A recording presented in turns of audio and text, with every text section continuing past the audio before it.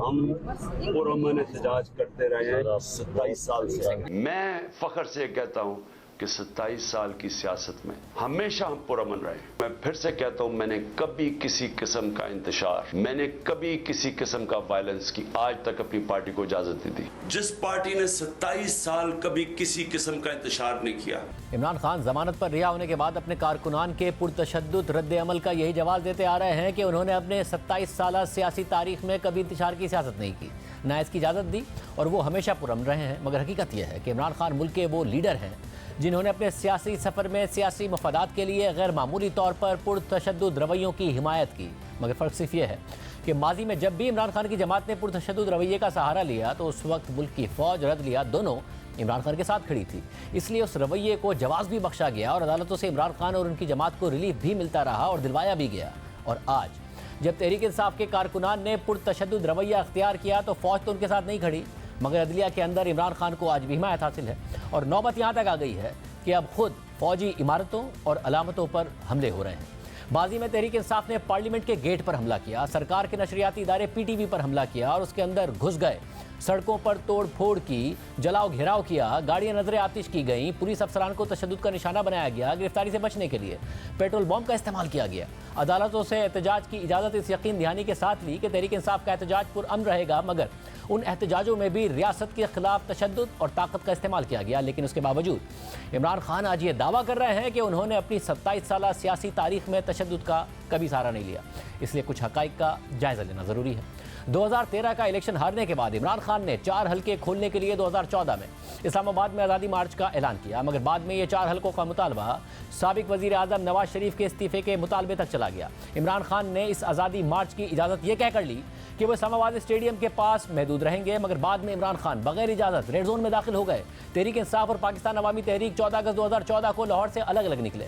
तहरीक इंसाफ मंसूबे के बरखिलाफ पहले इस्लामाबाद पहुंच गई। 16 अगस्त को तहरीक इंसाफ का आज़ादी मार्च इस्लामाबाद के 0 पॉइंट पर पहुंचा। फिर 19 अगस्त को तहरीक इंसाफ और पाकिस्तान अवामी तहरीक ने रेड जोन की तरफ बढ़ना शुरू कर दिया और 20 अगस्त को मुजाहिरीन रेड जोन में दाखिल हो गए। इसके बाद 30 अगस्त को धरने की क़यादत ने मुजाहिरीन को वज़ीर आज़म हाउस जाने की हिदायत कर दी, जिसके बाद पुलिस और मुजाहिरीन में झड़पें हुई और 30 अगस्त को ही तहरीक इंसाफ और पाकिस्तान अवामी तहरीक के कारकुनों ने पार्लियामेंट के दरवाजे को ट्रक से तोड़ने की कोशिश की। इसके बाद अगले दिन तहरीक इंसाफ और अवामी तहरीक के कारकुन PTV की इमारत में घुस गए। मुल्क की तारीख में पहली बार सरकारी TV की नशरियात बंद हो गई। पुलिस से झड़पों में तकरीबन 500 अफराद जख्मी हुए। मुजाहिरीन न सिर्फ PTV की इमारत में दाखिल हुए बल्कि मुश्तइल अफराद ने पाकिस्तान सेक्रेटेरिएट में भी घुसकर तोड़ फोड़ की। बाद में सदर मुमलिकत डॉक्टर आरिफ अलवी और वज़ीर आज़म इमरान खान की ऑडियो टेप भी सामने आ गई।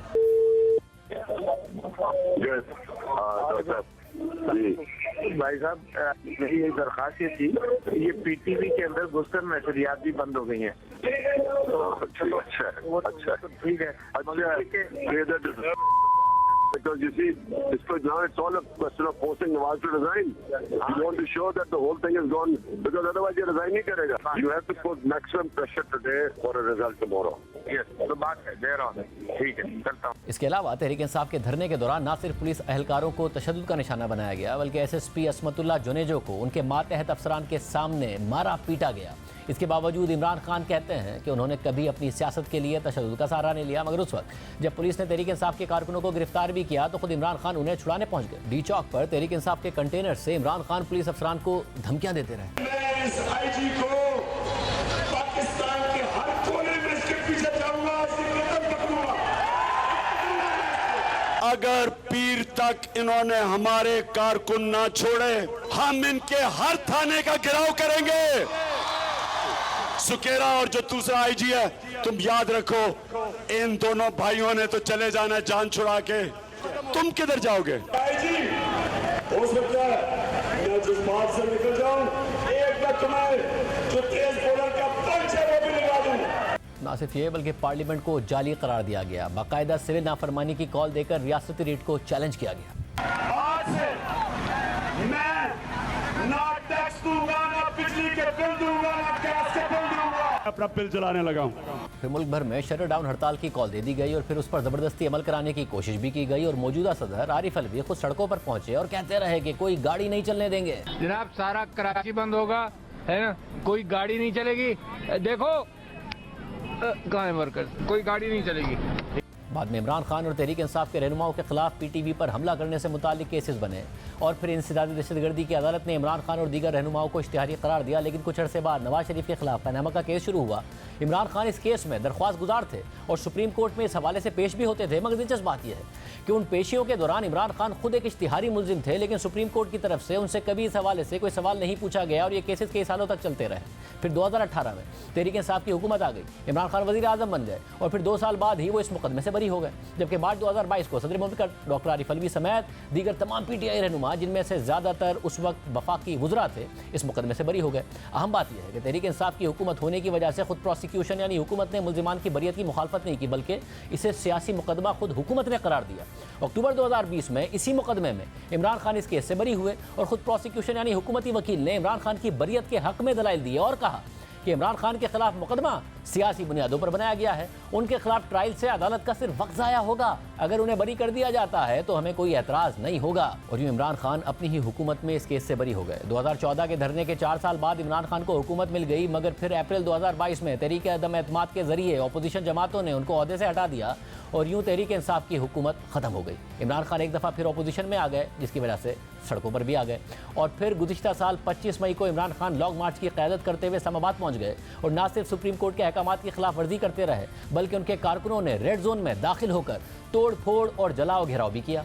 इमरान खान पर 25 मई के वाक़यात की वजह से सुप्रीम कोर्ट में तौहीन अदालत का केस चल रहा है, लेकिन गुज़िश्ता कई महीनों से उस पर समाअत नहीं हो रही है। 25 मई को तहरीक इंसाफ ने सुप्रीम कोर्ट से खुद कहा कि उसे एहतजाज के लिए इस्लामाबाद के H9 पार्क में जगह दी जाए, जिस पर सुप्रीम कोर्ट ने H9 पार्क में एहतजाज करने का हुक्म दिया और वाज़ेह किया कि अदालत तवक्को करती है कि तहरीक इंसाफ की कमेटी यकीनी बनाएगी कि पूरे मुल्क और खुसूसन इस्लामाबाद में नाखुशगवार वाक़या ना हो और अमलाक को नुकसान ना पहुँचे। सुप्रीम कोर्ट ने अपने हुक्मनामे में लिखा था कि बाबर अवान ने तहरीक इंसाफ की आला क़यादत की हिदायत पर यह दरख्वास्त की कि तहरीक इंसाफ की रैली के लिए H9 और G9 के दरमियानी ग्राउंड की दस्तियाबी यकीनी बनाई जाए। फिर अदालत ने अपने फैसले में चीफ कमिश्नर इस्लामाबाद को H9 और G9 के दरमियानी ग्राउंड तहरीक इंसाफ को फौरी मुहैया करने की हिदायत की। फिर जैसे ही ये फैसला आया तो इमरान खान ने कंटेनर पर खड़े होकर सुप्रीम कोर्ट के फैसले की तारीफ की, लेकिन साथ ही अपने कारकुनों को डी चौक पहुंचने की हिदायत कर दी। सारे जिधर भी पाकिस्तानी ये देख रहे हैं, खुशखबरी ये है कि सुप्रीम कोर्ट ने फैसला कर दिया है कि अब कोई किसी किस्म की रुकावट नहीं होगी, कोई पकड़ धकड़ नहीं होगी। इसलिए मैं सारे पाकिस्तानियों को आज कह रहा हूँ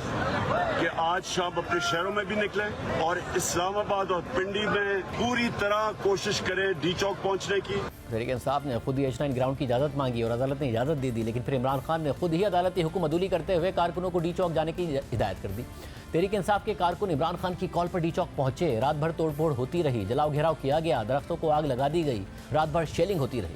फिर अगली सुबह इमरान खान ने जिना एवेन्यू में अपने कारकुनों से खिताब किया, अचानक धरना ख़त्म कर दिया। मगर उस दिन सुप्रीम कोर्ट में समाअत हुई तो अटॉर्नी जनरल अशतर औसाफ ने इमरान खान का वो वीडियो पैगाम चलवाया जिसमें वो कारकुनों को डी चौक पहुंचने की हिदायत कर रहे थे। तो चीफ जस्टिस ने रिमार्क दिए कि मुमकिन है कि इमरान खान को गलत बताया गया हो। इस बयान के बाद क्या हुआ ये बताएं, हम अदालत में किसी पर इल्ज़ाम लगाने के लिए नहीं बैठे। चीफ जस्टिस ने यह भी कहा कि इस्लामाबाद में ग्रीन बेल्ट्स को आंसू गैस से बचने के लिए जलाया जा रहा था। फिर बाद में जब खुद इमरान खान ने तौहीन अदालत से मुताल्लिक अपना जवाब जमा कराया तो हैरत अंगेज़ तौर पर बिल्कुल वही मौक़िफ़ अपनाया जिसकी तरफ चीफ जस्टिस उमरता बंदियाल ने इशारा किया था। इमरान खान ने अपने जवाब में लिखा कि मुझे ऐसे किसी भी बयान या यकीन दहानी का पता ही नहीं है जो 25 मई से मुताल्लिक इस अदालत के सामने मेरे या तहरीक इंसाफ की सीनियर क़यादत की ईमा पर कराई गई हो, और ना ही मुझे 25 मई की शाम 6 बजे जारी किए गए सुप्रीम कोर्ट के हुक्मनामे और उससे मुताल्लिक तफसीलात का पता है। इसके अलावा बाबर अवान और फैसल चौधरी ने अपने जवाब में कह दिया कि ना तो वो इमरान खान के वकील थे और ना ही 25 मई को उनका इमरान खान से कोई रब्ता हुआ। तो फिर अदालत ने कई माह से समाअत ही नहीं की है।